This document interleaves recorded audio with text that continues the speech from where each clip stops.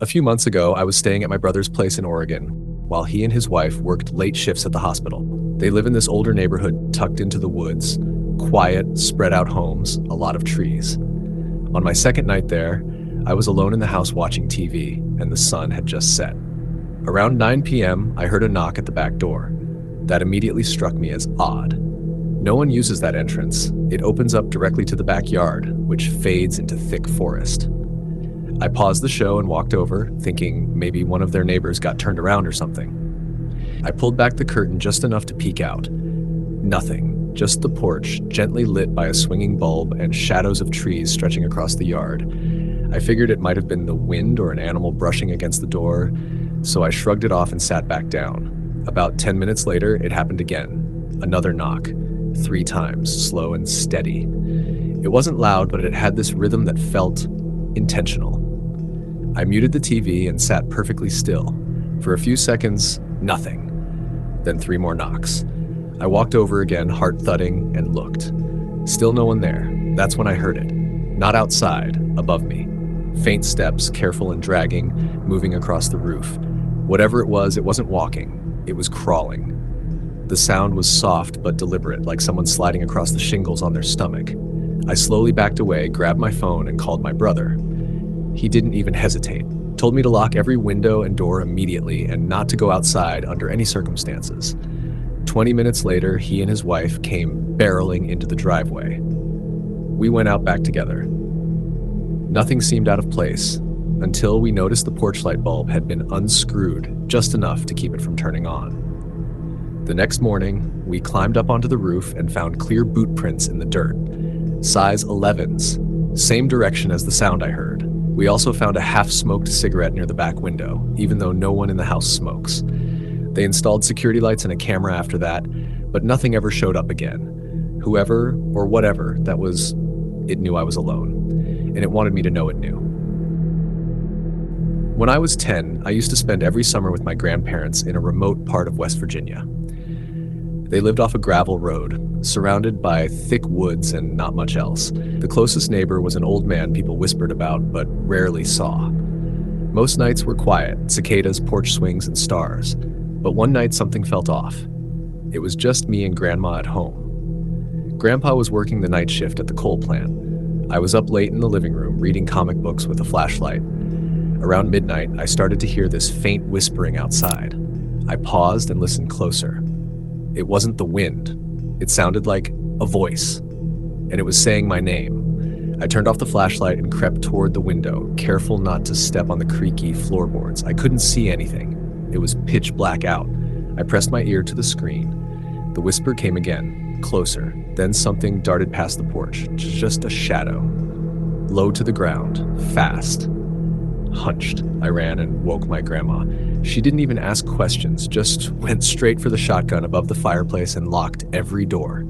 Then she called my grandfather. When he got home, he found small barefoot prints all around the house. Not adult-sized, more like a child's. But there were no children for miles.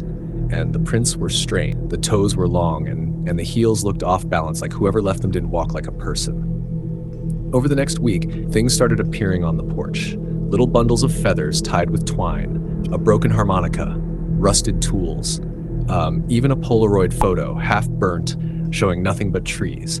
Grandma wouldn't let me touch any of it. She swept it all into a bag and buried it. Then she sprinkled salt along the doorways and lit bundles of dried herbs she called warding smoke. After that, it stopped. No more footprints, no more whispers. She never explained what she thought it was, just said some things don't like being noticed. I never stayed there again after dark. In 2019, I was working for a furniture delivery company in Georgia. It was the kind of job where you didn't ask questions. You showed up, dropped the stuff off, and moved on. One day, I had a delivery out past Savannah. GPS cut out halfway down a narrow, unmarked road. The place was so remote it felt like I'd driven into a different decade. The house matched the vibe, weathered wood, windows boarded halfway up, porch cluttered with old lawn chairs and tools. I honked, waited. No answer. Got out, knocked. Still nothing. I was about to leave the box when I heard something from inside. A baby crying. Except It didn't sound right. It was too slow, too perfect, like a recording stuck on a loop. I went back to the door and put my ear to it. The crying stopped. Dead silence. Then, just as I stepped back, I saw movement through a crack in the boarded window. A figure, tall, just standing there behind the glass, completely still. I didn't wait. I sprinted back to the truck, peeled out of the driveway, and didn't stop until I hit the main road. Back at the warehouse, I reported the delivery and gave the address. My supervisor gave me a strange look and said, "That place isn't on our list anymore. It's been condemned for years." I checked with dispatch, same thing. They had no record of sending me there. I even looked it up later. The house had been abandoned since a fire 10 years earlier. No one should have been there, but I saw someone, and I heard that baby cry. Whatever that place was, I wasn't supposed to find it. When I was in college, I rented a top-floor room in an old Victorian house. It was cheap, no lease, cash only. Seemed like a steal. The room was cramped with a slanted ceiling and a small window that faced an alley. Right away, I started noticing odd things. Lights flickering, my phone dying overnight. A constant feeling like I was being watched. One night, I was lying in bed around 3 a.m. when I heard this slow, deliberate scratching sound. Not outside, inside, on the wall just above my head. I turned on the lamp and stared at the spot. 3 long, deep scratches had appeared, fresh, too clean to be old. I moved my bed to the other side of the room. A few nights later, a friend stayed over after a party. He woke me up panicked, swearing he saw someone sitting at the foot of my bed staring at him. I looked. Nothing there. The next morning, I found a pendant hanging from the doorknob, an old brass coin with markings I couldn't identify. When I asked the landlord, he brushed me off. Just said, "You'll get used to the house." A few nights later, I woke up in a cold sweat. The room smelled like wet earth, and something had whispered in my ear. Not a voice exactly, more like a breath that knew my name. I packed my things that morning and moved out. A few weeks later, I was telling the story at a campus cafe when a girl overheard. She said her cousin had lived in the same room years ago and left after having a breakdown. Said the room used to be a nursery until a tenant hanged himself there in the 70s. No one stays in that room long, just long enough to feel it watching. A few years ago, I took a job as a night cleaner at a sprawling hospital in Chicago. The West Wing was my domain, an old section that had been shut down to patients years ago, but still used for storage and maintenance. It was cold, dim, and way too quiet. I tried to tune out the atmosphere, but little things started getting to me. Doors I'd closed would be open again. Light switches flicked off behind me. Sometimes I'd hear soft footsteps echoing down the corridor when no one else was scheduled to be there. One night, I was mopping a hallway when I saw someone walk past the open corridor ahead. Just a quick silhouette. I called out, no answer. I followed, thinking maybe it was another staffer, but the hallway was empty. The next time it happened, I saw a woman in a patient gown standing at the end of the hall.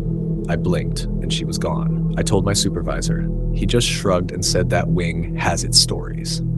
A few nights later, I was cleaning one of the old exam rooms when I heard humming from the next room over. A soft, slow tune, like a lullaby. I checked the door, locked from the outside. The second I knocked, the humming stopped. When security checked the footage the next day, there was nothing there. No movement, no sound. My last night there, I was in the basement grabbing cleaning supplies when every light shut off at once. I flicked on my flashlight and started toward the stairs. That's when I saw a figure standing at the far end of the hall. It didn't move, just stood there, staring. I turned and ran up the stairs 2 at a time. I quit the next day.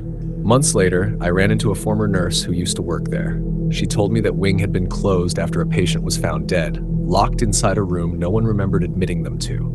There were no records, no explanation, just a body and a room that didn't belong to anyone.